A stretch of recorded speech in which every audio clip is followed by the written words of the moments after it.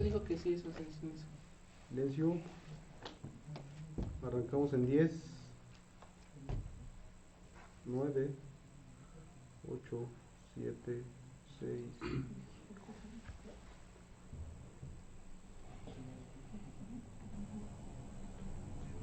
Hola, muy buenas tardes. Nos encontramos el día de hoy en lo que va a ser la impartición de una cátedra de inglés. Nos presentamos mi compañera y yo el día de hoy gracias a la presidenta municipal de Metepec, Gabriela Gamboa, a través de la Dirección General de Educación. Vamos a comenzar. Así es, también queremos agradecer de antemano a todo el equipo digital y de comunicación que está haciendo esta transmisión posible. El día de hoy, mi compañero Alan Mallory y yo, su servidora Norma Adriana Carrera Gutiérrez, estaremos hablando un poquito de la presentación que podemos hacer en el idioma inglés cuando conocemos a gente nueva y un poquito también de... Vamos a ver también un poquito de subject pronouns en conjugación con el verbo be. Okay, so let's start with the class. Today is Monday, May the 25th of 2020. Ok, entonces vamos a empezar con el contexto. Nosotros queremos presentarnos a alguien a quien acabamos justo de conocer. Para esto en el idioma inglés tenemos dos formas, ¿ok? Vamos a abordar ambas, empezando por la primera, que sería dar el dato de mi nombre.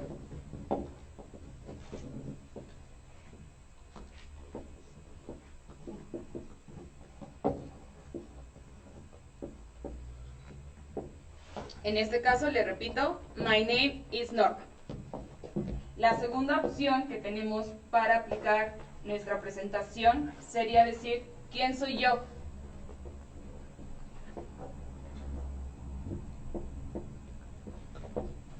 I am Norma, ¿ok? Entonces, en ambos casos estoy dando la misma información, pero ocupando diferentes expresiones. Repitamos, por favor, my name is Norma, a lo que en español significa mi nombre es Norma. Diferente de I am Norma, que significa yo soy Norma, ¿ok? Entonces, hasta aquí yo solamente estoy dándome a conocer a mí misma. Si yo fuera acompañada de alguien más, también lo puedo presentar. Aquí vamos a ver que también el contexto de presentaciones tiene que llevar muy de la mano expresiones que me apoyen a reafirmar expresión de información personal.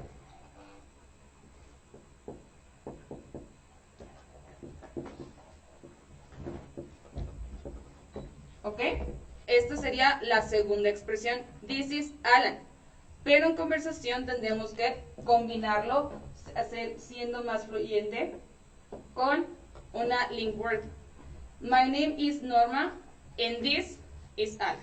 ¿Ok?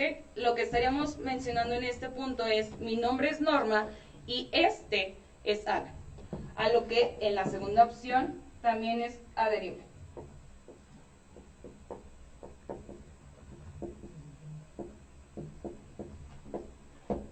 ¿Ok? Perfecto. Las dos opciones me están presentando a mi compañero. This is Alan. Este es Alan. Yo soy Norma. Mi nombre es Norma. ¿De qué manera le podríamos hacer la diferencia en hablar precisamente del dato? Mi dato de información personal. Personal information. This is Alan. ¿Ok? Voy a borrar un poquito Alan. This is my friend.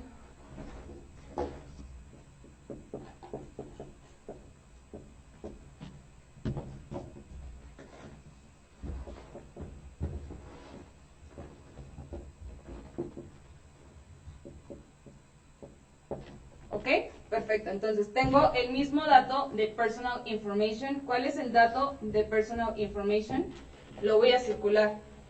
Es el nombre. Para poderte dar a conocer el primer dato importante de personal information, name, el nombre. ¿Ok?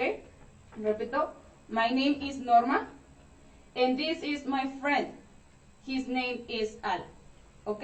Estamos haciendo ambas presentaciones con la primera presentación, información personal, perdón, de los nombres de ambas personas, ¿ok?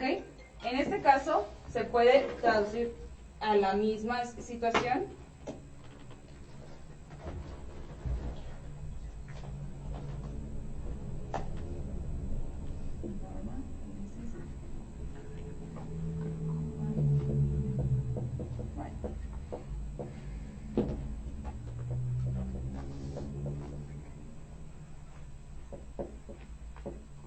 Y está. Ok, veamos las diferencias. En la segunda forma, yo lo que estoy diciendo es I am Norma and this is my friend. He is Alan. Yo soy Norma y este es mi amigo. Él es Alan. ¿Ok? Es la misma información, pero aquí estamos metiendo dato personal y aquí simplemente señalamos quién es cada quien. Hasta aquí estamos bien. Perfecto. Ahora, voy a borrar tantito lo que es la fecha del día de hoy para tener un poco más de espacio. Vamos a ir anotando elementos importantes de presentación, ¿ok? Entonces,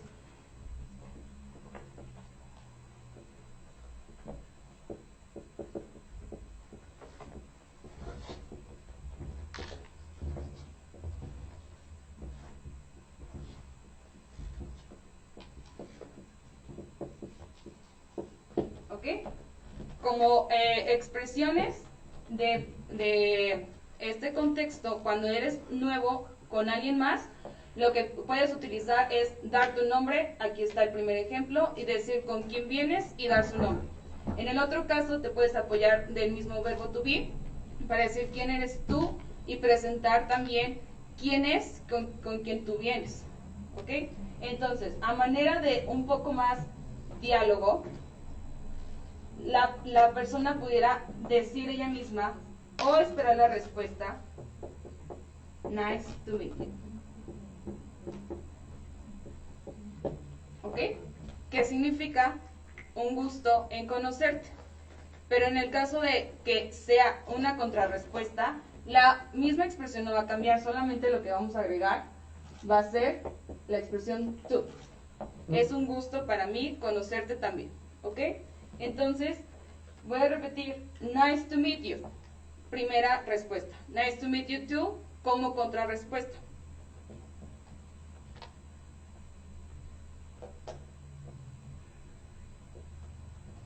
Ok, entonces, esto obviamente estamos ya hablando de un modo conversacional. En este caso, depende de las personas y del momento del día que puedan escoger el saludo que gusten. Estamos retomando un poquito del vocabulario que ya se había hecho en las transmisiones pasadas. Claro, no llego con una persona y digo, soy Norma, o mi nombre es Norma. Siempre tenemos que ir agregando lo poquito que hemos ido aprendiendo. Por ejemplo, en este caso, puede ser un greeting. Para hacer la personal information de una presentación, también es bueno agregar un greeting. ¿Ok? Entonces, yo le voy a agregar Good afternoon. My name is Norma. And this is my friend. Mi compañero que también va a estar con ustedes un poco más adelante. His name is Al. Nice to meet you. ¿Ok? De otra forma, ¿cómo pudiéramos expresar lo mismo usando el verbo to be? ¿Ok?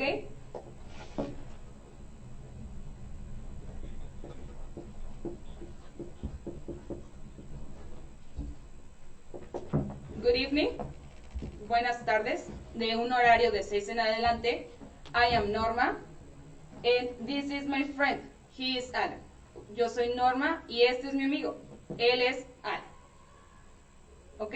Bueno, entonces hasta aquí nosotros estamos hablando ya directamente con alguien que acabo de conocer. Si yo ya vuelvo a ver a esa persona, ya no puedo volver a usar la expresión nice to meet you. Ese solo es para este contexto. Estás conociendo por primera vez a esta persona. Entonces, como respuesta,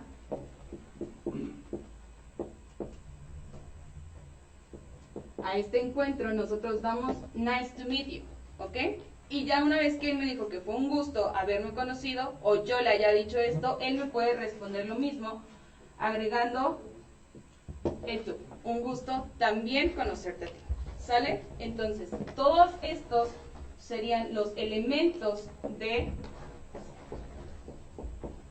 una buena introduction, ¿ok?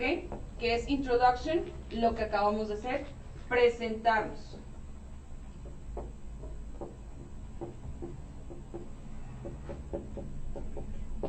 ¿Ok? Presentación con alguien nuevo, ese es el contexto.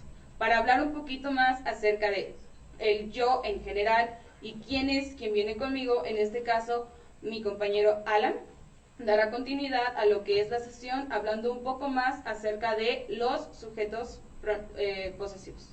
¿Ok? Muchísimas gracias.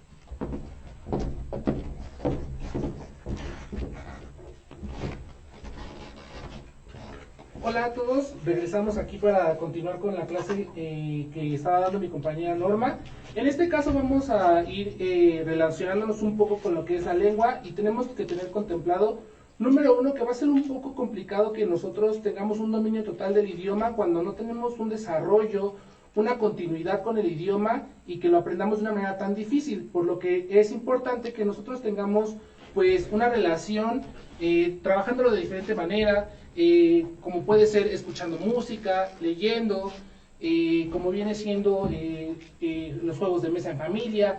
El chiste es que nosotros tengamos una relación con la lengua y que esto nos vaya teniendo obviamente un bagaje de oportunidades en el cual nosotros podamos ir introduciendo todo lo que nosotros sabemos o hemos aprendido.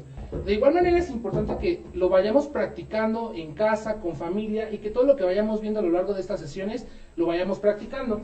Vamos a empezar con lo más sencillo, que son los subject pronouns. Voy a borrar lo que escribió mi compañera.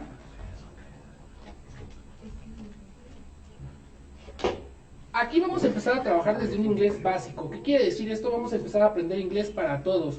Que no es que yo ya sé, yo estoy aprendiendo. Tenemos que quitarnos todo este tabú, obviamente, para irnos introduciendo con la lengua. Entonces vamos a empezar con los subject pronouns. Para los que no sepan qué son los subject pronouns, estamos hablando de las personas, de cómo nosotros vamos a introducir al sujeto en la oración, que obviamente es sumamente importante porque va relacionándose en todas las expresiones, desde decir como en el español yo voy, yo fui, ella va, ella vino. Obviamente es importante introducir al sujeto en todo lo que nosotros vamos a ir relacionándonos.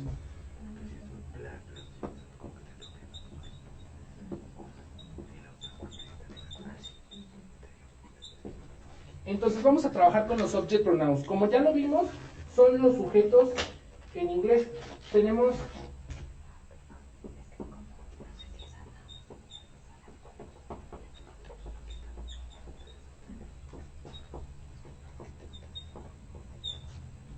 yo te recomiendo que en casa tengas una libreta, un material específico donde tú puedas ir trabajando y dándole continuidad a todo lo que nosotros vayamos abordando, para que obviamente tengas como tu guía, como una libreta específica donde tú tengas que encontrar tu material, y obviamente esto te vaya dando más facilidad en el desarrollo y desenvolvimiento del mismo. Vamos a tener en primer lugar el I. El I lo vamos a traducir literalmente como yo. Literalmente va a tener la traducción de yo. Y tenemos que tener contemplado que el inglés se escribe de una manera y se pronuncia de otra, por lo que de igual manera obviamente es importante que nosotros vayamos practicando la pronunciation que nosotros vamos a tener día a día, porque así como lo aprendimos en el español no lo aprendimos porque lo hayamos estudiado muchos años, sino simplemente porque es nuestra lengua y nos vamos desarrollando con esto. Entonces es importante tenerlo presente. El you lo vamos a traducir como tú. Es importante que nosotros investiguemos, trabajemos en casa la pronunciation. Number one is I, que en el español lo vamos a traducir como yo. Seguido de you. You, que es tú. The next one is he. What's the meaning of he? El he significa él.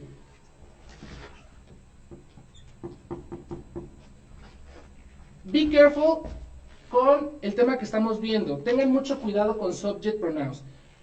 Como lo dijimos, son los sujetos, pero aquí estamos acostumbrados en el lenguaje en el que nosotros nos desarrollamos a decir el teléfono, la lavadora, el libro, y estamos acostumbrados a tener obviamente este prefijo para poderlo interaccionar. En el inglés no. En el inglés vamos a tener que el he solamente se va a utilizar para él, hablándonos a un hombre, a un niño, a alguien del género masculino, y obviamente poderlo introducir en esta fase. Seguimos con she. ¿Con qué vamos a trabajar nosotros el she? El she lo vamos a trabajar con ella. ¿Qué quiere decir? Lo vamos a traducir o a trabajar con el género femenino. No podemos decir, como en el español, la lavadora e introducir el she. No, tengan mucho cuidado con esto. El she, repito, lo vamos a trabajar única y exclusivamente para hablar del género femenino, hablando de mujer, de ella. Vamos a continuar con it.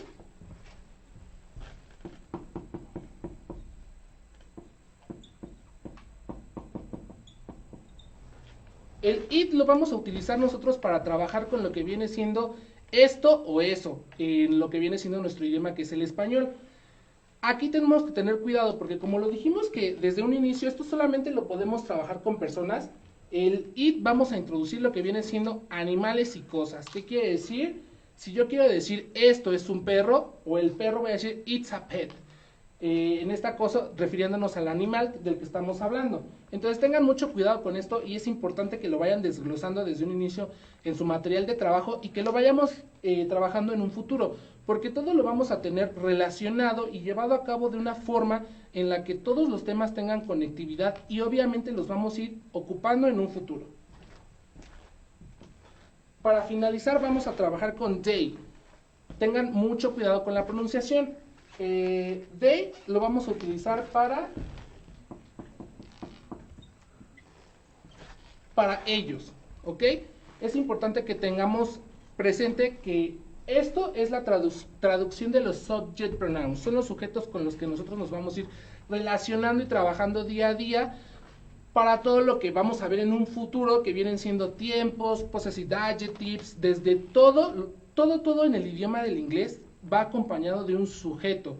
¿Qué quiere decir esto? En el español estamos acostumbrados a decir voy a ir mañana a tu fiesta, vino a mi casa, pero sabemos obviamente en qué contexto nos estamos relacionando, desarrollando, mejor dicho, y obviamente podemos hacer esta, ¿cómo decirlo?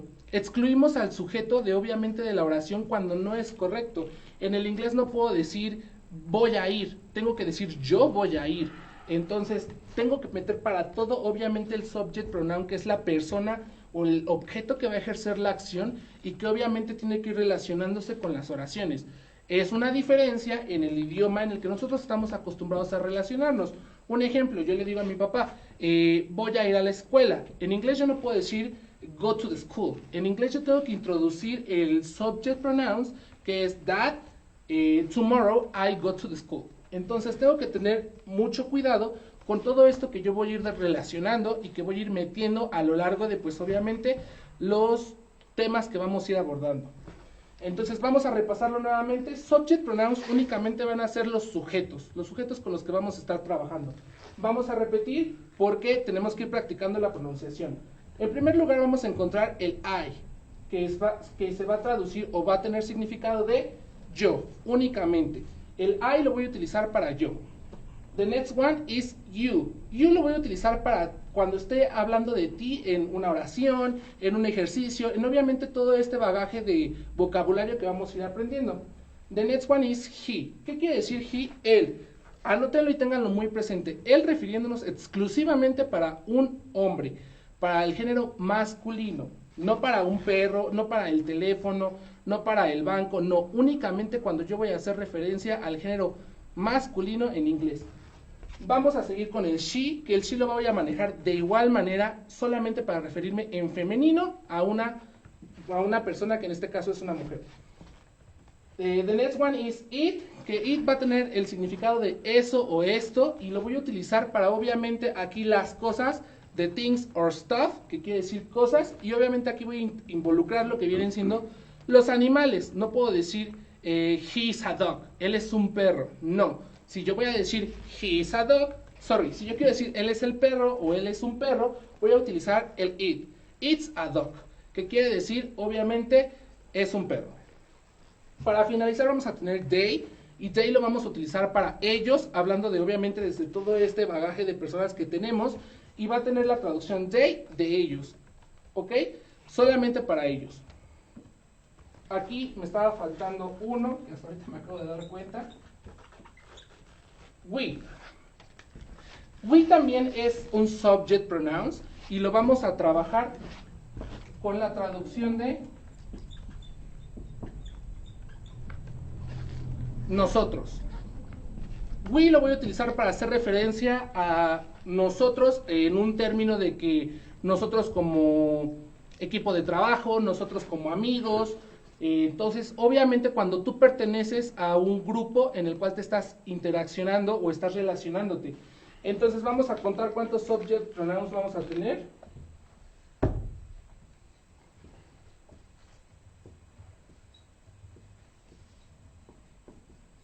Vamos a tener 7. Repetimos nuevamente. I va a tener el significado de yo. You, tú. He, él. She, ella. It, eso o esto. They, ellos. And finally, we, que es nosotros. ¿Ok? Vamos trabajándolo de esta manera y teniéndolo muy presente en nuestro, obviamente, cuaderno de trabajo, o en donde nosotros vayamos teniendo, obviamente, todas estas notas. Entonces, ya vimos subject pronouns, que sería como el tema que vamos a ver hoy, y como lo mencionamos en un inicio, vamos a trabajarlo con el verbo be.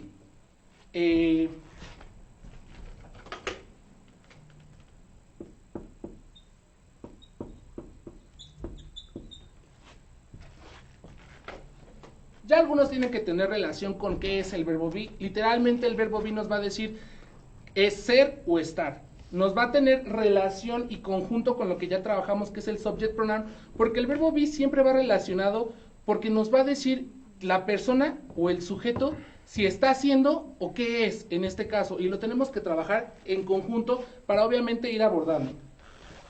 El verbo be solamente vamos a encontrar que es am, is, and are.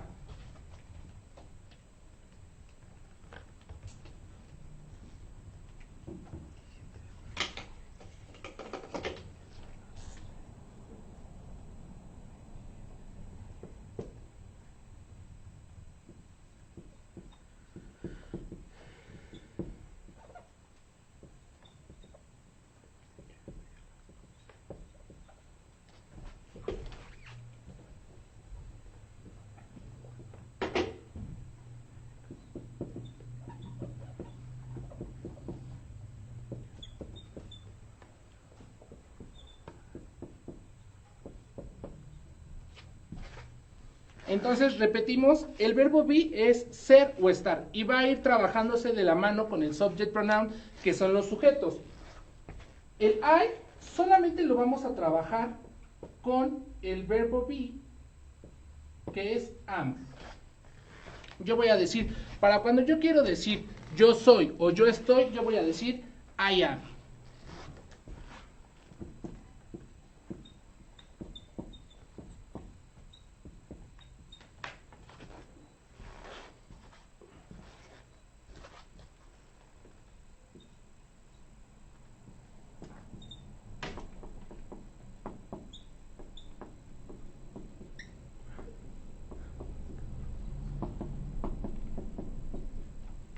Ok, entonces el verbo be en conjugación con el I me va a decir que yo estoy en un lugar o que yo soy, en este caso, alguna persona. Yo, por ejemplo, I am Alan, que quiere decir yo soy Alan, como ya lo mencionaba Norma en un inicio para las presentaciones.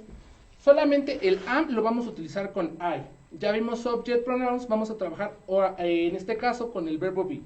El am solamente lo vamos a utilizar con I, y es importante que ustedes lo tengan en casa, de preferencia si podemos ir trabajando con colores, porque cuando nosotros estamos aprendiendo inglés es importante que sepamos manejar todas estas diferencias y que nosotros podamos tener todo este conocimiento remarcado o dividido de alguna manera en el que nosotros nos podamos ir interactuando. Entonces repetimos nuevamente, I am va a tener significado de yo soy o yo estoy. You are,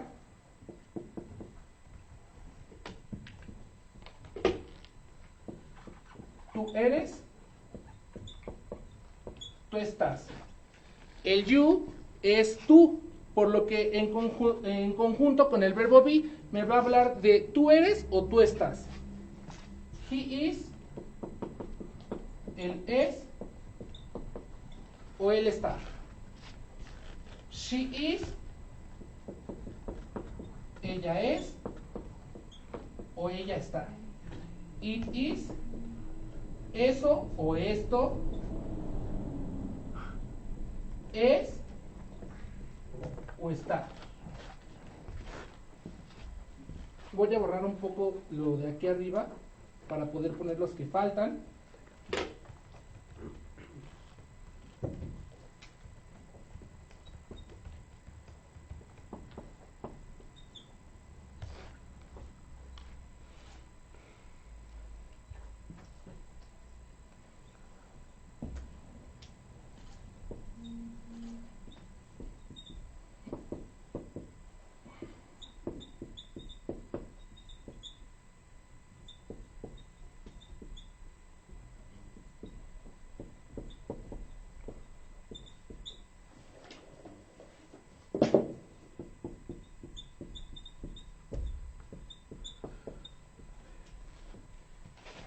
El we trabajando de manera continua con el verbo be, que en este caso es are, va a decir nosotros somos o nosotros estamos.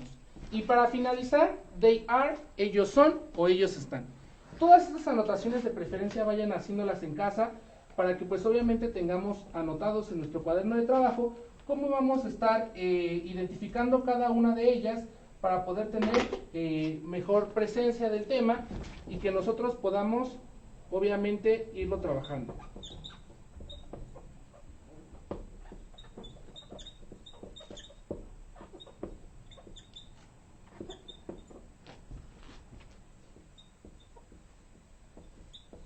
Les voy a hacer aquí rápidamente la tabla para que obviamente ustedes lo puedan hacer, ya que vimos qué significa cada uno.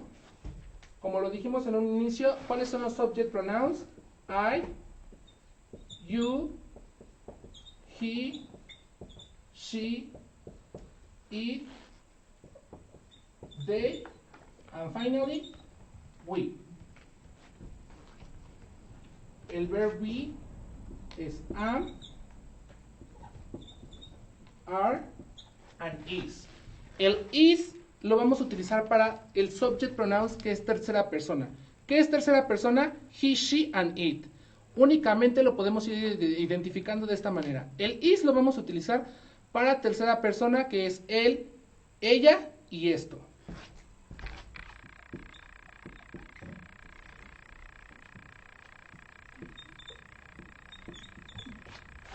Entonces repito, el am para primera persona, que es solamente, pues en este caso soy yo. El are lo vamos a utilizar for the second person, que es tú, ellos, nosotros. And finally, is, que es para tercera persona, que es él, ella, esto.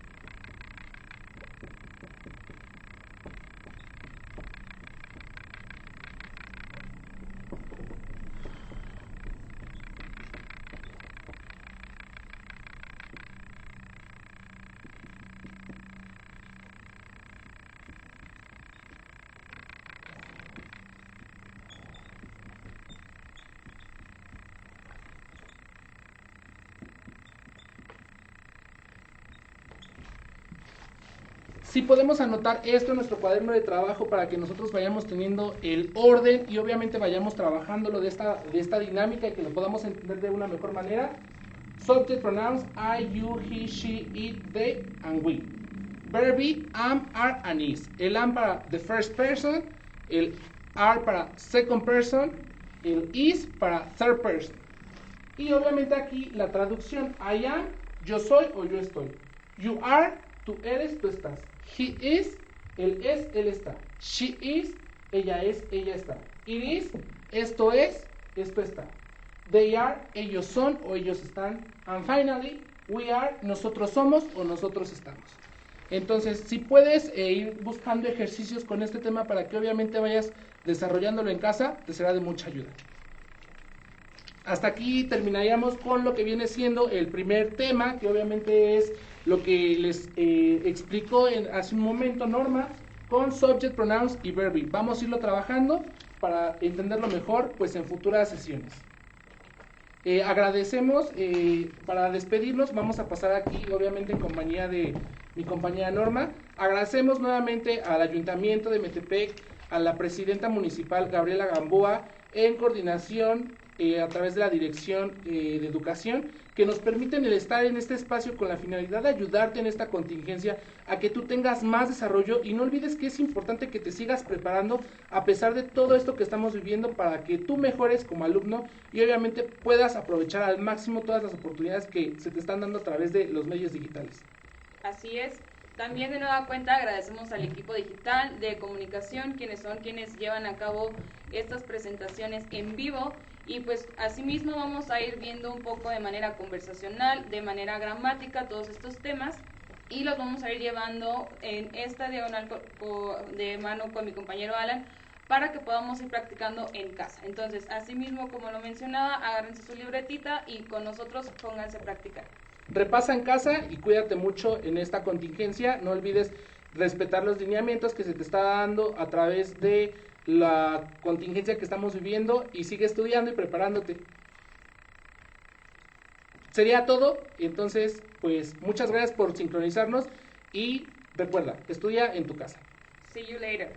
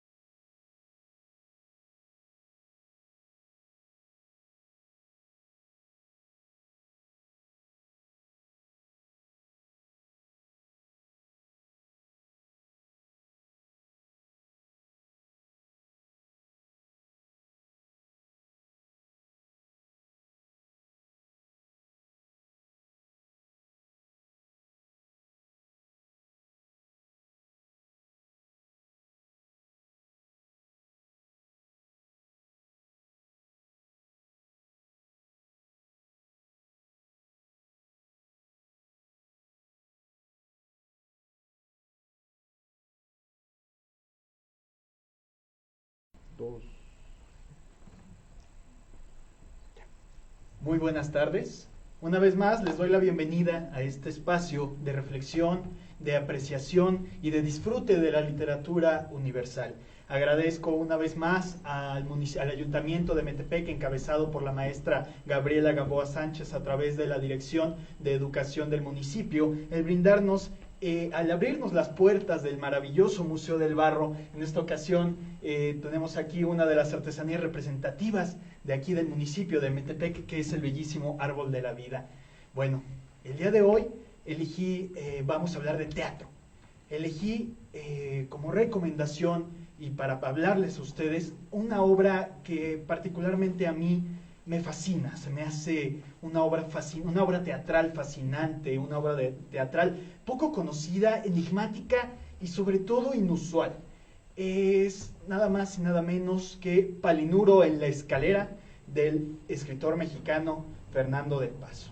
Bueno, como ya hemos hecho en otras sesiones, me gusta hacer la dinámica de introducirlos a una obra literaria específica a través de contarles la historia de vida, y las pasiones y los gustos y las experiencias de su autor, porque no hay mejor manera que conocer una obra literaria que conociendo la vida y el contexto del autor.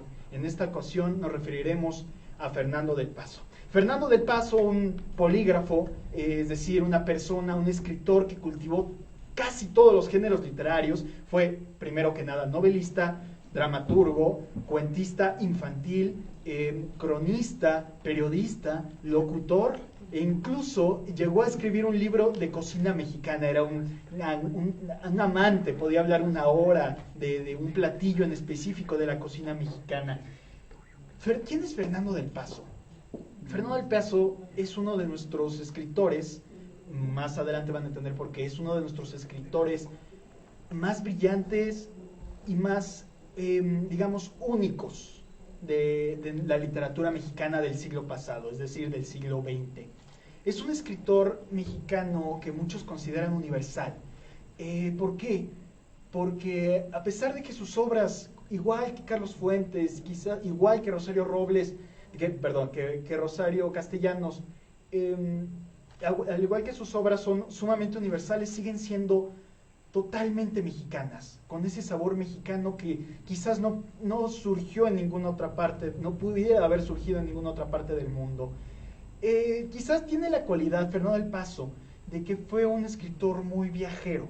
Él vivió muchos años de su vida y mucha de su obra literaria la escribió fuera de México. Nos recuerda mucho a lo que también le sucedió a Carlos Fuentes, que él también mucho de lo que escribió, de sus novelas, de sus cuentos, de sus ensayos, las escribió fuera de México, quizás buscando esta perspectiva alejada, un poquito más objetiva, porque pensaba él que podía escribir mejor del país desde fuera. Más adelante vamos a ver, les voy a platicar un poco de las circunstancias que llevaron a Fernando del Paso a vivir fuera de México tanto tiempo.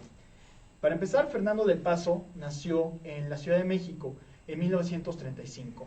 En la colonia Roma, en una casona de la calle Orizaba. Quien haya ido a la colonia Roma sabe que la colonia Roma está repleta de preciosas casonas eclécticas porfirianas. Él nació precisamente en una de la calle de Orizaba, todavía existe, hay una placa que precisamente conmemora el hecho de que Fernando del Paso haya nacido ahí.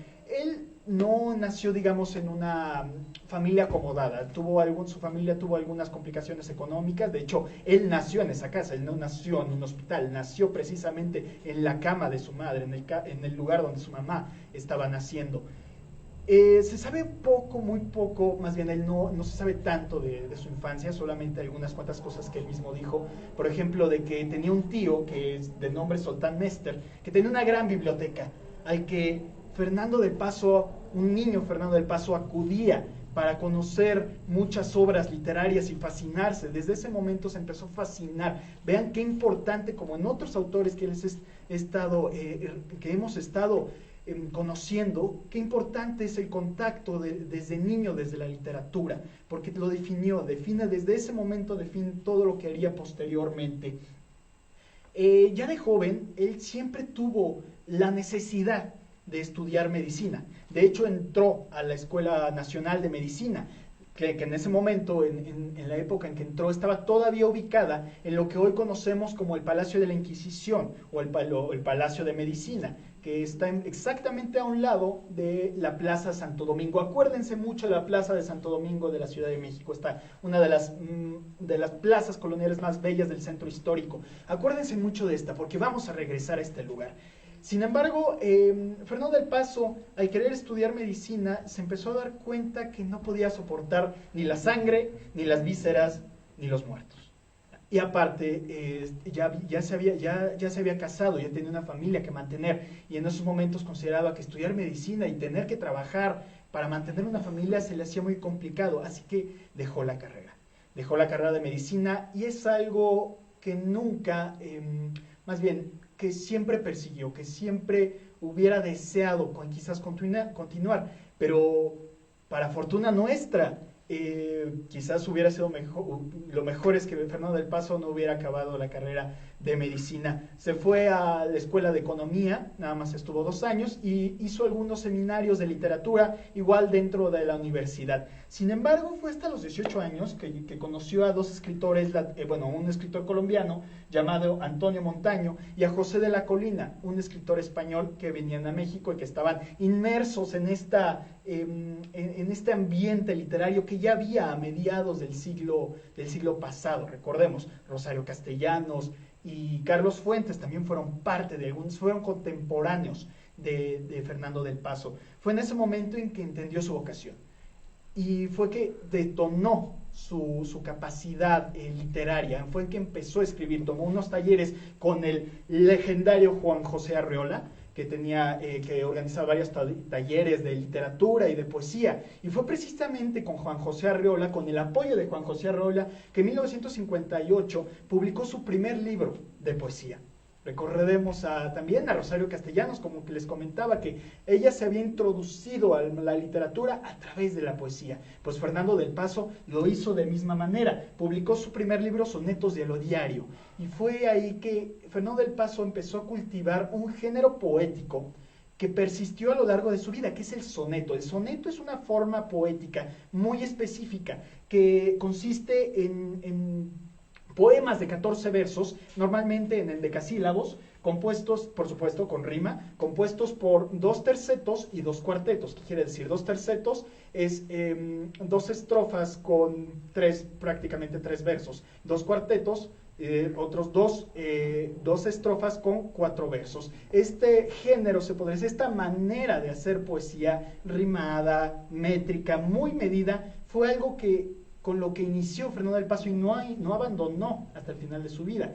Hay un libro más adelante que les voy a comentar, parece ser de sus últimos libros de poemas, que se llama Poemar, en el que precisamente podemos ver un gran número de sonetos hechos por Fernando del Paso. Pero bueno, esta capacidad poética que tenía le hizo que pudiera conseguir un trabajo en una agencia publicitaria. Curioso, una agencia publicitaria, donde precisamente las agencias buscaban estas personas creativas y con facilidad de palabra para poder vender productos. Dice que fue de alguna manera un oficio un poco bastardo, porque todas sus creaciones iban dirigidas a la venta de detergentes, a la venta de galletas, a la venta de refrescos. Sin embargo, esto le permitió ganar bien, apoyar más a su familia y conocer a otros personajes de la cultura que también trabajan en la misma agencia publicitaria, como es el hoy ya renombrado director de cine Arturo Ripstein, o el escritor Álvaro Mutis. Pero fue hasta 1966 que publicó una novela, José Trigo, su primera gran novela. Más adelante igual les platicaré un poco de a qué va esta novela de José Trigo, es muy importante, pero ahorita por lo pronto debemos de saber que fue su primera novela, y fue la primera que fue publicada a través de la editorial Siglo XXI. Esta editorial que ha publicado, que persiste todavía, y que ha publicado muchísima obra literaria de autores latinoamericanos, que de alguna manera son autores más disidentes. Fernando del Paso, José Trigo precisamente es una de estas obras de alguna manera disidentes, raras, extrañas. Es una novela, no es rimada, no es poesía, es una novela que al final fue un éxito. Le permitió ganar el premio Javier Villaurrutia, este mismo premio que también ganó Rosario Castellanos con Balón Canal. este premio que es dado por escritores para escritores a través del Instituto Nacional de Bellas Artes y Literatura. Fue precisamente José Trigo, su novela José Trigo, lo que le permitió conseguir una beca para estudiar, para vivir en Iowa, en Estados Unidos, con que sin pensarlo dos veces, tomó la beca, la aceptó, teniendo ya la fama de haber escrito una obra tan relevante como José Trigo, y se fue a Iowa. Luego postuló para una beca importantísima, una beca que es muy difícil, muy reñida, muy competida, que es la beca Guggenheim, que es precisamente dada a estas personas prometedoras del arte. La cantidad que se le dio a través de esta beca, que le permitió vivir en alguna ciudad de Europa, él eligió Londres.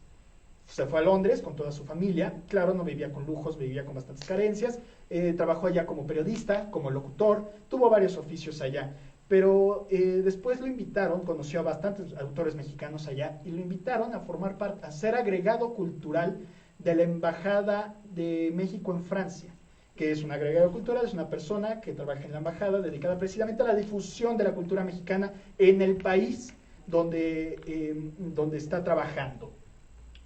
Prácticamente Fernando del Paso estuvo fuera de México 20 años, a partir de una fecha, 1968. ¿Por qué? Bueno, a nosotros nos suena mucho 1968, es un año en el que todo cambió para México.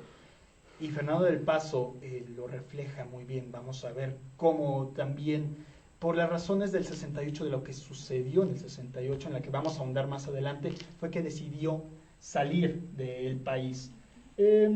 Bueno, fue en 1987 que quizás publicó su novela más popular y que lo consagró internacionalmente, quizás la novela por la que ustedes han escuchado el nombre de Fernando del Paso, que es Noticias del Imperio. No vamos a introducirnos un poco a Noticias del Imperio, como muchos de ustedes han de saber, que trata sobre Carlota, la emperatriz que vino con Maximiliano a gobernar un país que creían ellos que los quería, y que se dieron cuenta que no, que era un país en ebullición y era un país con muchos conflictos, que es precisamente el relato de la locura de Carlota. Es quizás su libro más célebre. Sufrió un infarto, al que afortunadamente sobrevivió, y regresó a México para radicar en Guadalajara, donde trabajó con la Universidad de Guadalajara varios años, al que se le dio la dirección de la Biblioteca Iberoamericana, la Octavio Paz, una biblioteca bellísima en Guadalajara, y trabajó ahí y radicó ahí hasta el día de su muerte.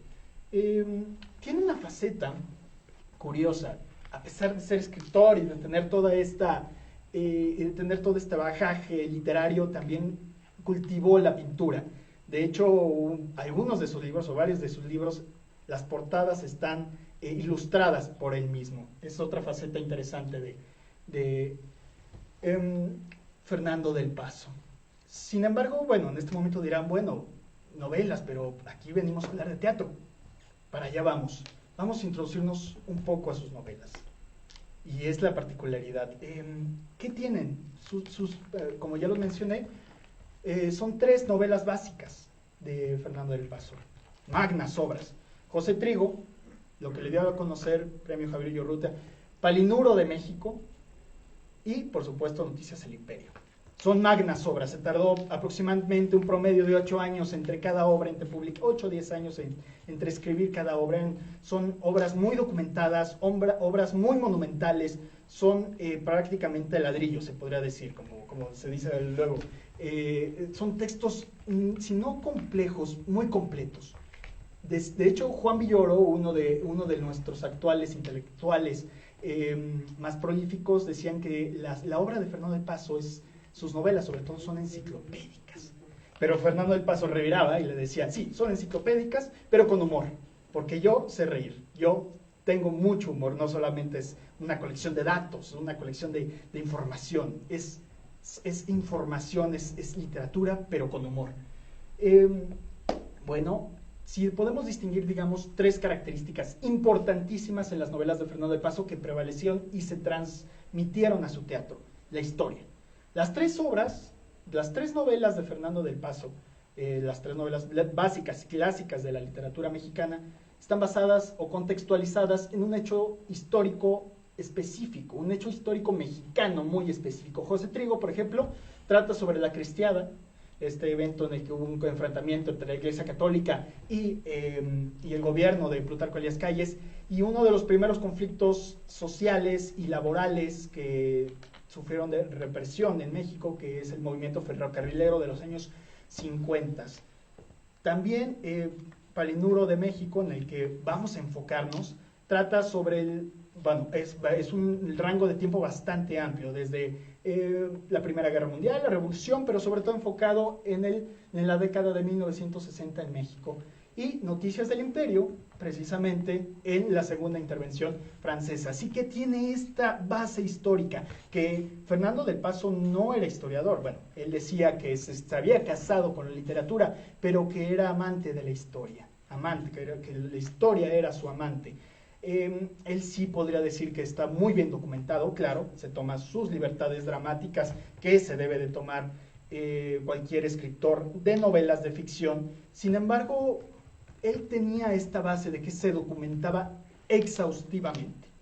Hay gente que incluso Noticias del Imperio es tan exhaustiva, tan completa, tan convincente como, digamos, documento, como relato histórico, que mucha gente lo utiliza como si fuera una fuente histórica. Y pues no, al final de cuentas es una novela de ficción.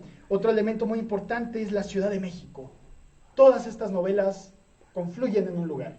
José Trigo, en Tlatelolco, en la Ciudad de México. Palinuro de México, en el centro histórico de la Ciudad de México. Noticias del Imperio, en la Ciudad de México, en una Ciudad de México de la segunda mitad del siglo XIX. Vamos a volver a por qué la Ciudad de México. La Ciudad de México como un personaje, la Ciudad de México como el lugar donde confluyen esta fascinación por esta ciudad, la ciudad monstruo, la ciudad que nos engulle, la ciudad que amamos pero que odiamos de alguna manera, que construye personajes y que también los destruye. Y sobre todo el lenguaje. El lenguaje, si algo amaba Fernando del Paso, era la lengua española. Tanto que se permitió en sus obras jugar con la lengua, hacer neologismos, hacer juegos de palabras. Vamos a ver más adelante, les voy a dar un ejemplo de estos juegos de palabras que hace Fernando del Paso en sus obras, en sus poemas. Amaba apasionadamente a la lengua española. Incluso decía que, bueno, cuando se le entregó un premio en el Palacio de Bellas Artes, o se le hizo un homenaje, más bien, dijo que tenía la fortuna de haber nacido en México, que tuvo siempre la gran fortuna de haber nacido en México y de hablar la lengua española. Vamos a regresar a estos juegos de palabras, esta actitud juguetona. Fernando del Paso era como un niño jugando con las palabras, creando neologismos, paronimias, al final de cuentas disfrutando de la escritura y de la flexibilidad que le daba la lengua española. Pero bueno, sigo sin hablar de teatro. ¿Por qué nada más hablas de novelas? Bueno, porque Fernando del Paso, en esta experimentación, en estos juegos, en esta disidencia en la literatura que lo hizo tan único, decidió en un libro, en uno de sus 3 magnos libros, que es Palinuro de México, publicado en 1977, dentro de la novela hay un capítulo, son 25 capítulos, hay un capítulo que es una obra de teatro. De repente prosigue la novela y de repente el lector se encuentra con una obra de teatro. ¿Por qué? Es algo inusual, es algo que parece ser, por lo menos no he visto ningún novelista o ninguna otra novela donde de repente aparezca dentro de la narrativa una obra teatral. Vamos a ver por qué. Este Palinuro de México es considerado por el mismísimo Fernando del Paso como su libro predilecto. ¿Por qué? Porque él lo consideraba autobiográfico. Hablaba de él, pero más bien de cierto sentido autobiográfico. Hablaba de lo que le hubiera gustado vivir, recreaba su pasado, recreaba su infancia, recreaba su juventud.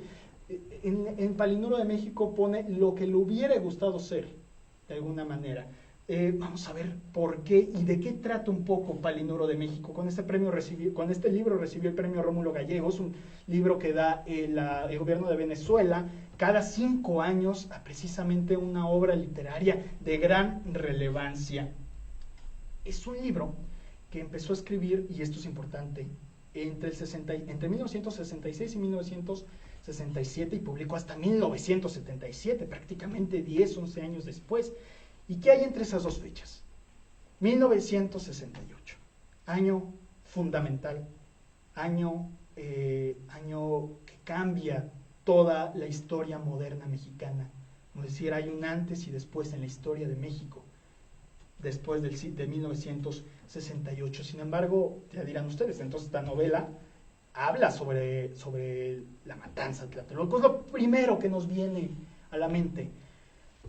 Pues no, esta novela no está enfocada, no es una obra enfocada directamente en el evento tan vergonzoso y tan horrible que fue la matanza de Tlatelolco. Sin embargo, gira en torno de él, porque recordemos, y nunca debemos olvidar que vino de la matanza de Tlatelolco, que hay un movimiento grandísimo y con muchísimos hechos históricos detrás, que es el movimiento del 68. ¿De qué se trata la novela? La novela trata sobre un joven estudiante de medicina llamado Palinuro. ¿Por qué Palinuro? Palinuro es el nombre de un personaje de la Eneida, de Virgilio. La Eneida, esta magna obra romana, escrita por Virgilio, en la que relata un poco la historia de la prefundación de Roma, de las aventuras, se podría decir, de las luchas, de los viajes, de las aventuras de Eneas, de un héroe romano, Eneas, y claro, su romance con la reina Dido. Pero Palinuro es un personaje que está precisamente en esta obra de Virgilio. Palinuro era el conductor, podría decir, el naviero de un barco de Eneas durante una travesía, y que durante un viaje, mientras manejaba el barco, se quedó dormido y cayó al mar y perdió, se perdió y empezaron a venirle muchísimas desgracias. Más adelante vamos a ahondar por qué Fernando del Paso le pone a su personaje principal el nombre de no sé si héroe, de un personaje de una obra épica del Imperio Romano, de la época romana. ¿Por qué? Que precisamente es un personaje que se queda dormido y se cae y empieza a vivir muchas desgracias por precisamente haberse quedado dormido.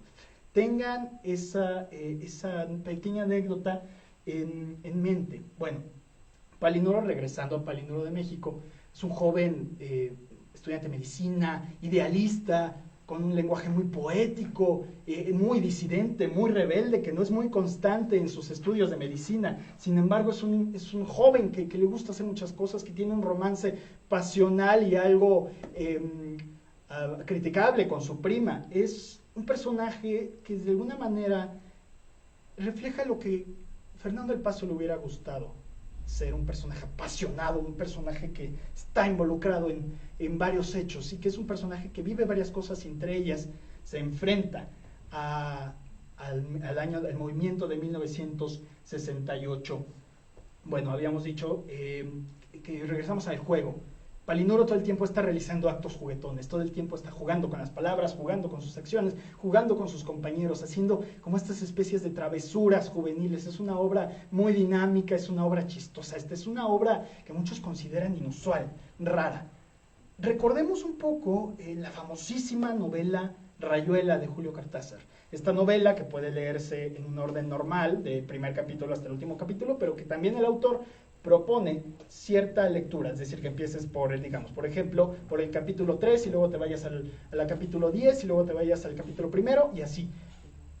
Palinuro en la escalera Palinuro de México es algo parecido a Rayuela en esta forma inusual de escribir una novela. ¿Por qué? Porque tú puedes leer un capítulo, cada capítulo de los 25 de Palinuro en la escalera es como una historia independiente. Es una historia que se sostiene por sí sola. Puedes leerla en el orden que quieras, puedes revolverla, puedes saltarte capítulos si quieres. Es una obra rara, es una obra enigmática, es una obra que se sostiene, que cada capítulo es un mundo. Si algo tenía Fernando del Paso era la exhaustividad. Él quería decirlo todo en sus textos y en sus capítulos. Y un ejemplo muy particular de esto es el nombre de su último capítulo de Palinuro de México. Escuchen nada más cómo se llama el último capítulo. Todas las rosas, todos los animales, todas las plazas, todos los planetas, todos los personajes del mundo. Vaya nombre para un capítulo, pero parece el todo. Él quería cubrir todo con eso. Y vaya manera de acabar una novela. Palinuro en la escalera, obra de teatro, incrustada intempestivamente en una novela. es la penúltima, es el penúltimo capítulo, el capítulo 24, y empieza describiéndose así. Obra en 4 pisos, con un prólogo en la planta baja, un epílogo en un desván y varios intermedios sorpresivos. Bueno, quiero decirles algo, muchos quizás de ustedes ahorita estarán pensando, bueno, ¿por qué no está recomendando una obra de teatro que está incrustada hasta el capítulo 24 de una novela? ¿No debimos de haber leído primero antes toda la novela para poder disfrutar de la obra de teatro?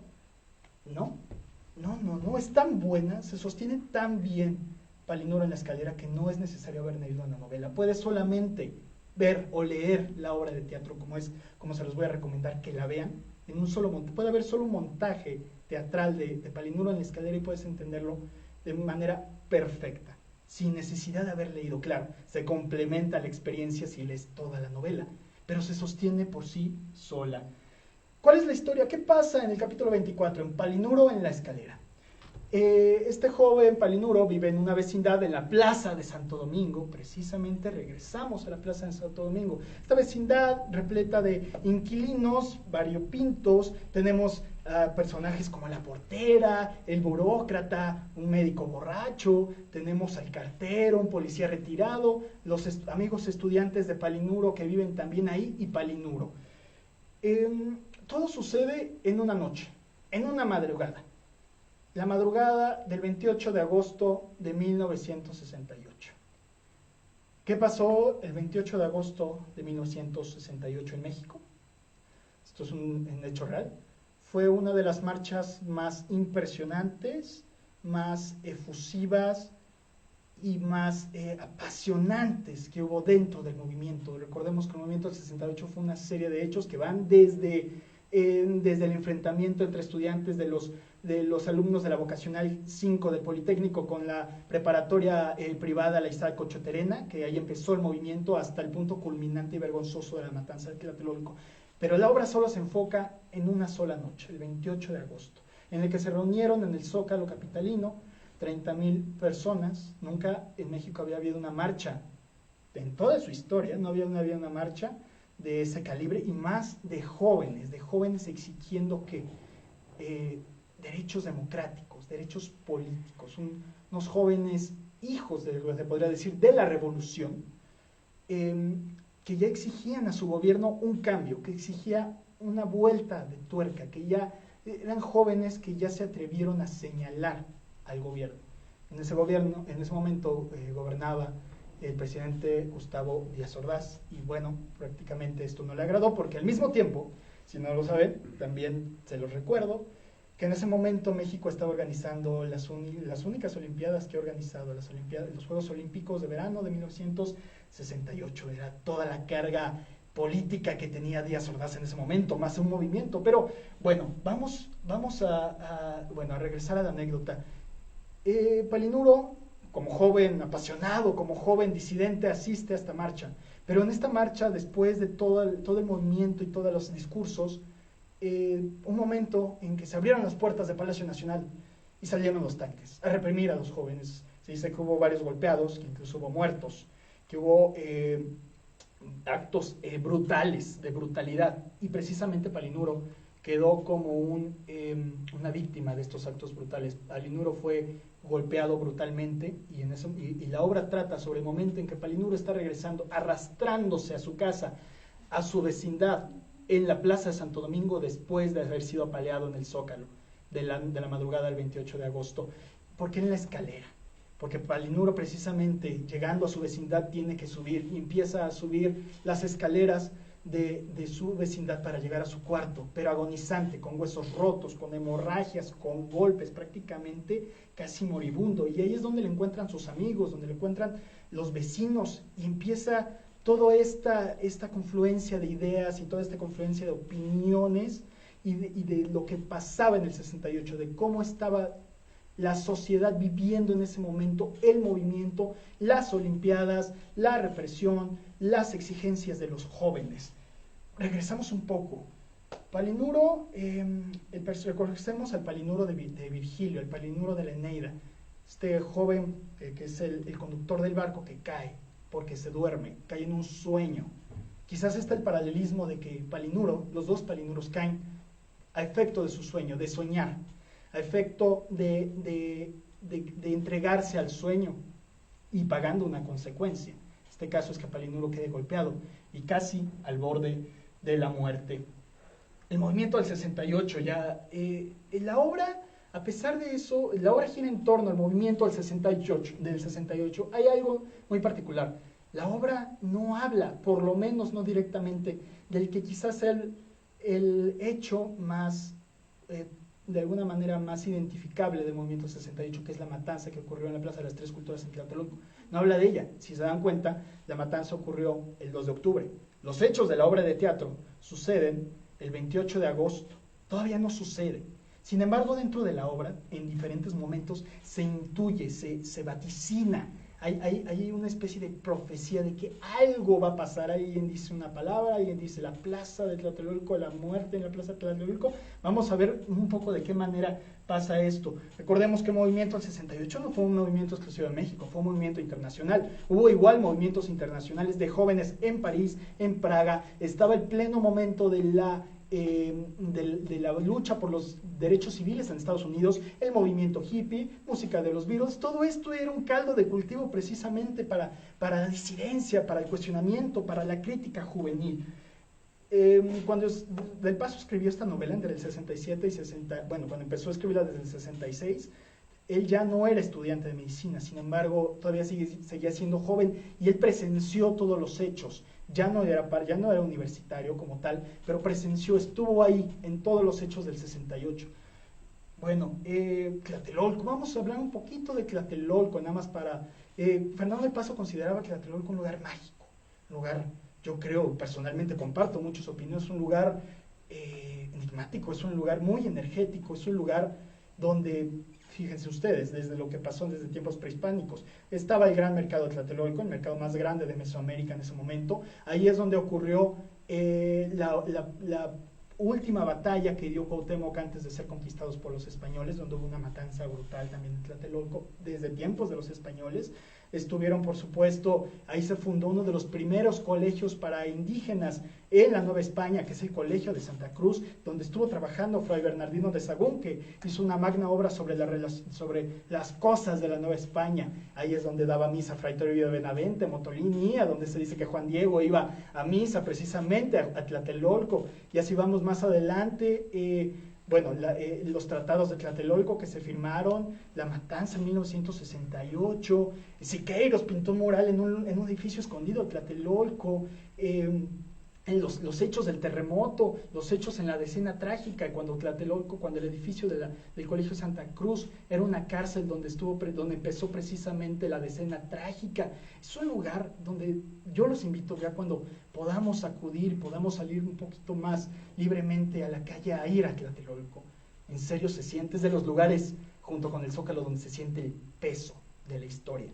¿Verdad? El peso, ahí lo sientes en los hombros, y te hace imaginar todo lo que pasó ahí. Algún día los invito a ponerse a mitad de la Plaza de las Tres Culturas, frente a las pirámides, frente al colegio, frente a la unidad habitacional, frente al antiguo edificio de la Secretaría de Relaciones Exteriores. Es un lugar al que, de alguna manera, Fernando del Paso siempre, por lo menos en dos de sus novelas, llega. Es el punto de inicio, el punto de inicio de su novela, José Trigo. Se le hace mucho referencia en Palinuro de México y en Palinuro en la Escalera. Es un lugar enigmático prácticamente y por supuesto un lugar de mucho dolor. Un lugar donde pasaron demasiadas cosas, pero que es fundamental. Es como la síntesis de la historia mexicana. Bueno, regresando a Palinuro de México, Palinuro, ya les conté la anécdota principal. Palinuro subiendo la escalera y encontrándose con sus vecinos, debatiendo con sus vecinos medio agonizante, dando soliloquios impresionantes. Hay gente que lo apoya, hay gente que dice que lo va a denunciar porque es un estudiante y que van a venir por él. Pero al mismo tiempo algo está pasando. Ese es un plano, es el plano, Fernando del Paso nos pone ese plano, el plano de la realidad, de Palinuro, que está atrás, subiendo la escalera. Pero hay otro plano, el plano de la fantasía. Al mismo tiempo que Palinuro está acá, algo está pasando enfrente del escenario, que son estos personajes, unos personajes, digamos, caricaturescos, si les podría decir, unos personajes más propios de la comedia.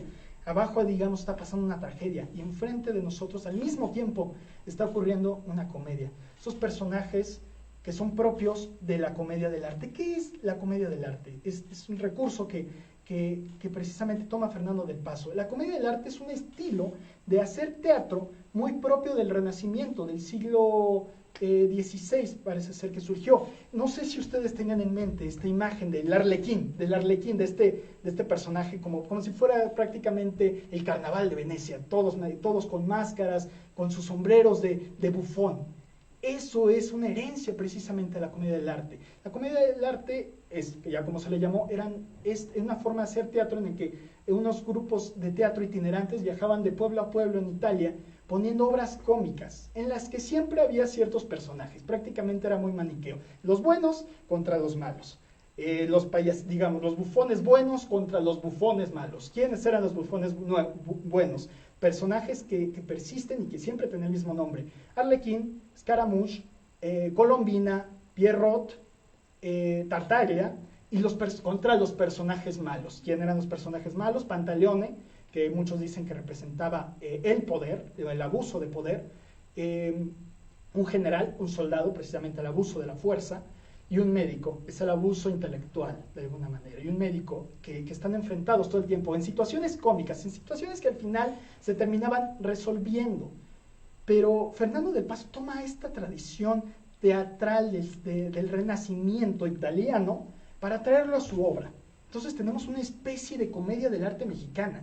¿Y qué están haciendo estos personajes de la fantasía al mismo tiempo que está pasando el drama de Palinuro subiendo la escalera y el movimiento del 68? ¿Qué están haciendo estos personajes?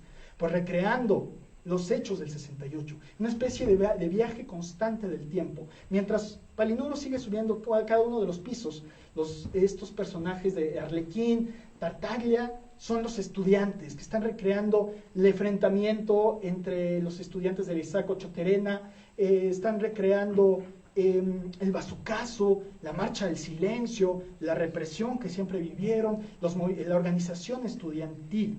Eso es lo que está pasando. Hay dos planos, la realidad y la fantasía. Sin embargo, esto hace que la tragedia y la comedia se mezclen.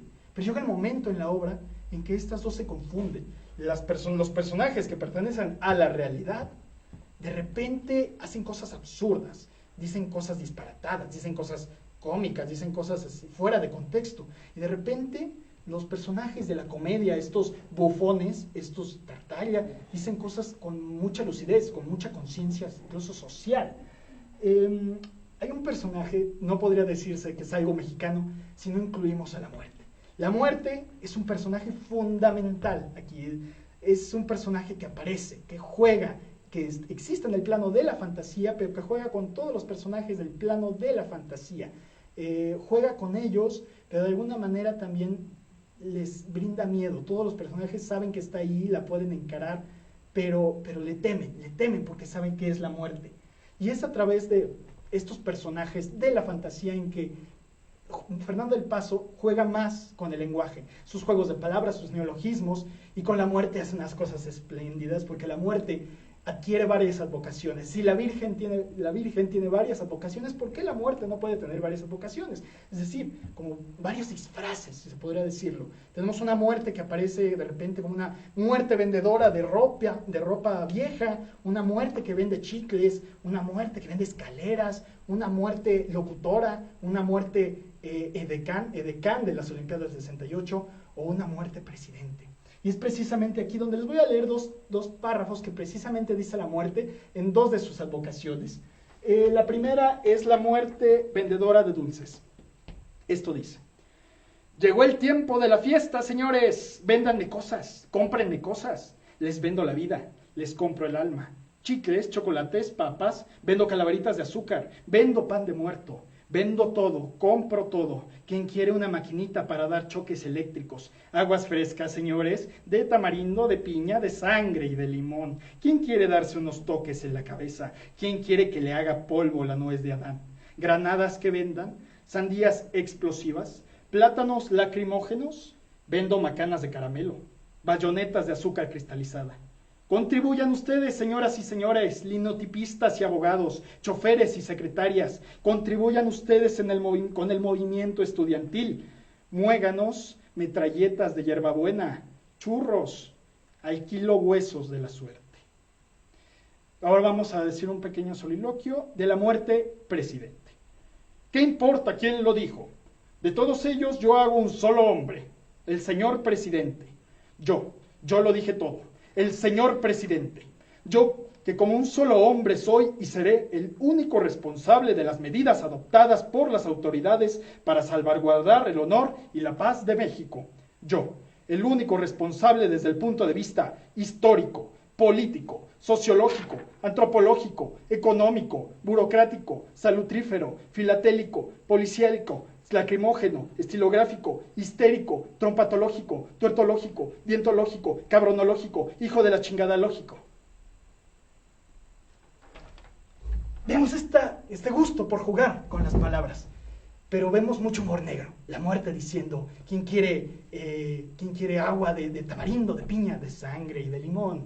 Wow. Este presidente, esta figura presidencial que de repente aparece en la obra y dice esto, y hablando de alguna manera con el 68, con los eventos del 68. Se me hace fascinante que es esa muerte que estuvo presente todo el tiempo ahí, que está en el plano de la fantasía, pero que también está amenazante, es juguetona, pero es una muerte todavía amenazante, que sigue ahí. Bueno, la muerte siempre ronda, no quisiera decirles el final, que he decidido en este momento que no se los voy a decir, pero quiero que tengan esta idea. La muerte siempre está rondando a los personajes, siempre está rondando y recorriendo y jugando en toda la obra, amenazante en toda la obra, hasta su culminación. ¿Por qué Fernando del Paso, dentro de su novela, pondría una obra de teatro? En una conferencia que dio Juan Villoro en el Colegio Nacional hace poco, precisamente analizando esta obra, decía, es que quizás, bueno, y eso es una idea de Juan Villoro, que quizás Fernando del Paso, en su capítulo que quería hablar ya del 68, quiso hacer una obra de teatro. ¿Por qué? Por las mismas cualidades del teatro.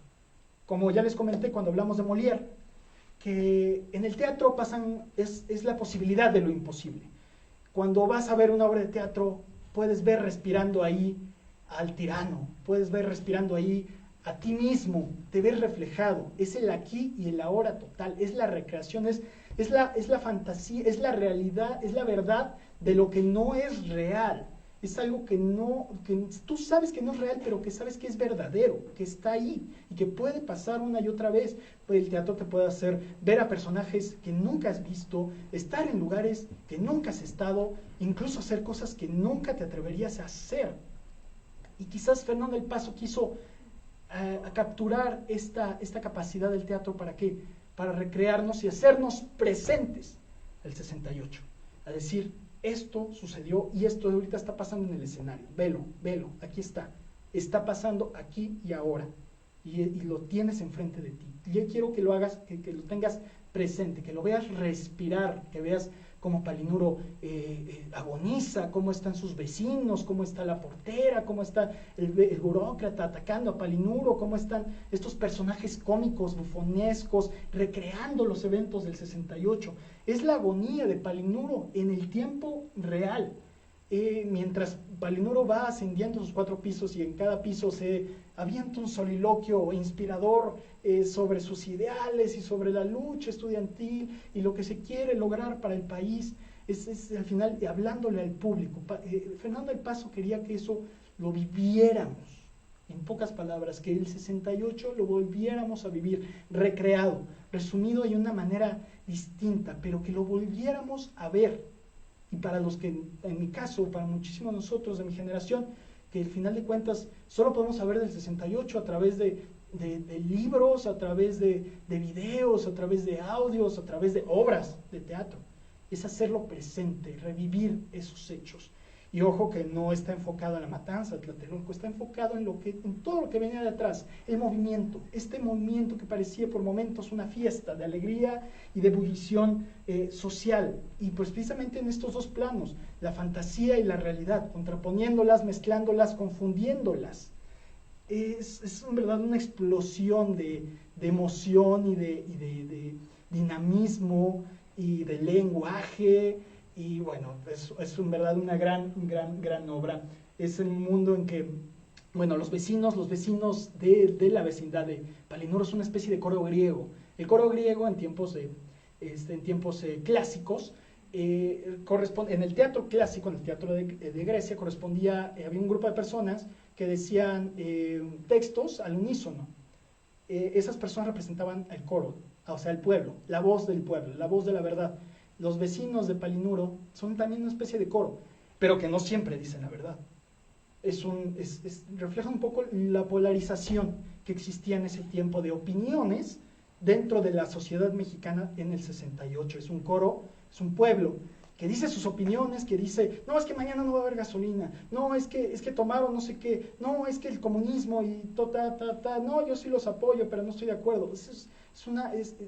Los vecinos reflejan todas las ideas que se tenían alrededor del 68. Eso, cuando estén viendo la obra, véanlo, es muy notable cómo estos vecinos están dando siempre sus opiniones, pero no siempre a veces diciendo la verdad.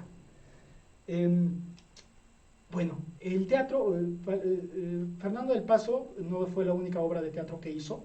También hizo una obra en el centenario, ya como a los 70 y tantos años. Hizo una obra en el centenario de García Lorca, era gran fan de García Lorca, que se llamaba La muerte va a Granada. Es una obra como de 40 personajes. Ese fue otro experimento teatral. Sin embargo, Palinuro en la escalera yo considero que es su mejor obra de teatro. Es una obra enigmática, es una obra riquísima, es una obra enciclopédica, es una obra divertida, es una obra que vale muchísimo la pena y que es sorpresiva. Y a quien esté leyendo la novela y de repente ya casi la va a acabar y se encuentra con una obra de teatro, wow.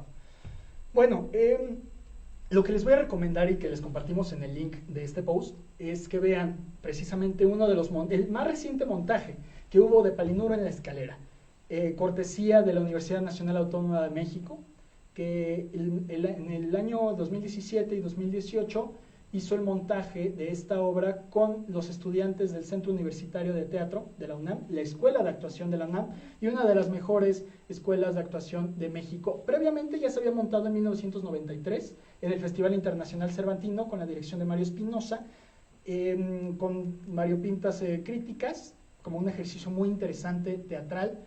Sin embargo, en esta nueva producción, repite el mismo director, Mario Espinosa, que ahora es director del CUT, dirige esta obra y se me hace totalmente genial, porque hay una comprensión muy madura que se ve en el montaje de la obra, un trabajo físico impresionante de los jóvenes. De hecho, fue una obra examen de titulación de los jóvenes, es decir, estos jóvenes presentaron esta obra para poder titularse como licenciados en actuación.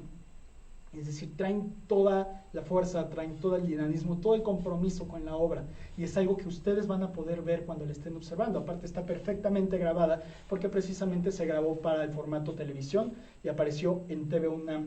Y creo que entendiendo muy bien viendo un poco de lo que estábamos platicando, van a poder apreciar de mejor manera y entender el contexto en el que se escribió y se desarrolla esta maravillosa obra. Tan relevante es la obra de Fernando del Paso, claro, no solo sus novelas, sus poemas, sus sonetos, sus crónicas, sus ensayos, sus artículos periodísticos, su juego de palabras, su experimentación, su disidencia, su juego, su volver a la infancia, jugar con el lenguaje.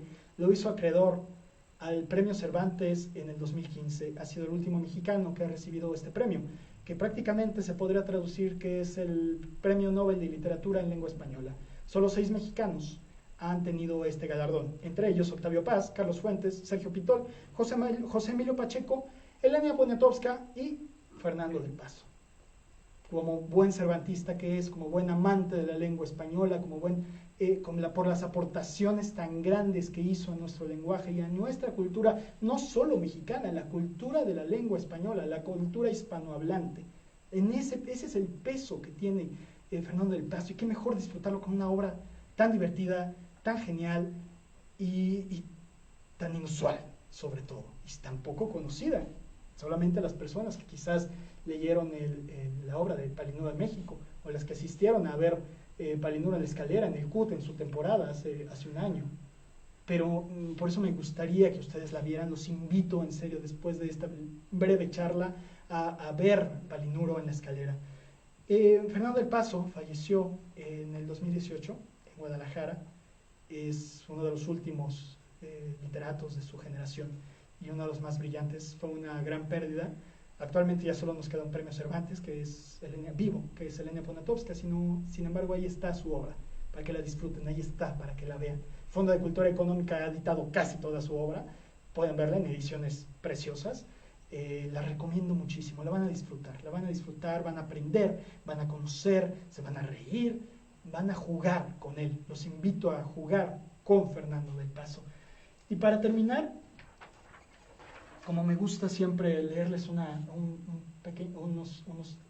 líneas de cada obra que hablo, les voy a leer, son 3 soliloquios que da precisamente Palinuro en la obra de Palinuro en la Escalera, en los que refieren precisamente a los sucesos de la marcha del Zócalo del 27 y el 28 de agosto de 1968. Son 3 soliloquios que están puestos en diferentes momentos de la obra, sin embargo yo los unifiqué para efectos de poder compartírselos y que esto sea una invitación a que puedan conocer la obra, que puedan conocer a Fernando del Paso, que puedan recordar los sucesos de 1968, porque actualmente no seríamos lo que somos como sociedad, no tendríamos los avances democráticos en ciertos grados que tenemos ahorita si no hubiera pasado los sucesos de 1968, el movimiento, las exigencias.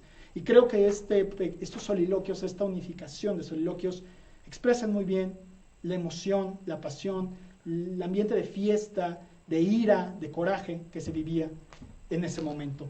Y con esto me despido, después de haber leído este texto, me despido de ustedes y esperemos vernos en otra cápsula en la que hablaremos y seguiremos descubriendo del maravilloso mundo de las letras y de la literatura universal. Palinuro. Desacralizamos el Zócalo, hermano. 3 veces lo desacralizamos. Pedimos permiso para encender la catedral y lo hicimos. Pedimos permiso para tocar las campanas del Templo Mayor y nos lo dieron. Y las tocamos, hermano, con toda el alma. Fueron 2 amigos, 2 compañeros de la escuela de medicina los que se subieron al campanario para llamar al pueblo, para pedirle que se levantara y acabara con la corrupción, con el soborno, con los latrocinios de los funcionarios públicos. El pueblo, ya te dije, estaba dormido. Por eso encendimos las luces y tocamos las campanas. Únete pueblo, únete pueblo, únete pueblo. Gritamos hasta desgañitarnos. Y entonces, hermano, se iluminó toda la plaza y se iluminó todo México. Y luego los badajos se estallaron en campanadas y casi nos olvidábamos por qué estábamos allí, en el Zócalo, porque eso parecía una fiesta. Y me imagino, manito, que los que no estuvieron allí, en esos momentos, cuando se escucharon las campanas en toda la plaza y en todo México, como tú, hermano, que no estuviste, y Estefanía, que tampoco estuvo, todos ustedes debieron sentirse un poco viejos, y el corazón se les debió arrugar cuando menos 1 centímetro cuadrado. Pero claro, pasó el tiempo, cantamos corridos y comimos tortas y mandarinas, cantamos la Adelita. Pasaron los discursos, los ángeles de la catedral se durmieron con la cabeza metida en sus alas. La gente se fue a su casa y yo y 3,000 estudiantes nos quedamos de guardia perpetua en la plaza. Pero de pronto se abrieron las puertas del palacio donde habíamos pintado la palabra asesino y las opiniones se dividieron. Unas puertas decían hace y otras sino. Y salieron los tanques y desembarcaron en nuestras playas. Los tanques, sí, con sus protuberancias mortíferas se nos hincharon encima. Nosotros muy a la española dijimos, no pasarán. Y pasaron los hijos de la chingada. Salieron los tanques, pero el coraje, sin embargo, nos salvó del deshonor. Yo mismo, entre muchos, puse un ejemplo dorado. Me quité mi chaleco de rombos de colores y reté al primer tanque. Hubieras visto, yo en medio de la plaza como en medio de la República desnuda, transformado en un gran toreador. Mis 20 años contra 5 toneladas de acero hirviente. Le di un pase genial, que arreboló de expectación las tribunas. Entonces, desde las ventanas del palacio, los burócratas alabaron las pericias de mis goznes, agitaron sus pañuelos húmedos por la desgracia infligida al territorio nacional. No fui yo el único. Otros compañeros siguieron mi ejemplo y la plaza se transformó en una noche de lances y quiebros. Hubieran visto qué revolotear de camisas y suéteres universitarios y politécnicos sobre la arena de la Constitución. Por poco me aplasta un tanque, si no fuera porque un amigo mío de la preparatoria me dio un quite muy a tiempo que encendió los hurras en mi corazón. Pero en un momento dado, mi capa, o en otras palabras, mi chaleco de rombo salió volando. No lo van a creer. Entonces me pesqué de la bandera nacional, recién arreada. Entonces sí que me hubieran visto, alfombrado de cascabeles juveniles, inmenso como mi inmenso capote. Era el capote más hermoso del mundo que se pudieran imaginar. Todo él de sedas y águilas aéreas, de verdes insurgentes y nopales nahuas. Todo él lleno de culebras y religiones blancas y estallando en garantías, ramas de encina y laurel y coronas imperiales. Mi hermoso capote. Todo él lleno de rojos españoles y de abrazos de Acatempan, de himnos de traiciones y de convenciones de Aguascalientes. Y yo allí, gritándoles a los tanques y mirando hacia las casas celestes que marcaron mi destino. Y de pronto, toda la grandeza monolítica de un tanque se me deja venir. Y yo que le doy un pase magistral que despliega los verdes en un abanico de esmeraldas. Y me quedo impávido, hermano, enrollado en la bandera nacional, como un niño héroe listo para dar un salto dentro de la historia. Y enseguida, anoche, en la plaza de la Constitución, hermano, se armó la Pamplona. Y los estudiantes no torearon a los tanques, se les treparon encima y les dieron de palos, de puntapiés, de cartelazos y pedradas. Y el público arrojó a la arena sombreros y cojines y flores y botellas en nuestro honor. Nos cubrimos de gloria, hermano, y ellos se cubrieron de mierda para siempre. Perdimos, pero perdimos sin miedo, como los buenos. Fue la resurrección del sacrificio. Nos arrancaron el corazón y nunca más seremos los mismos. Lo que más siento, hermano, es la muerte tricolor de mi bandera. El que mi bandera haya sido planchada por los tanques. Apenas me dio tiempo, hermano, antes del encontronazo final, de recogerla y guardarla bajo mi camisa, para que me refrescara el pecho, inundado con un sudor sagrado, para que me sostuviera el corazón.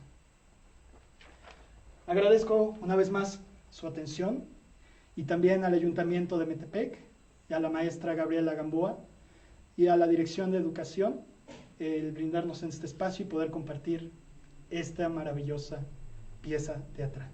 Muchas gracias, que tengan buena noche.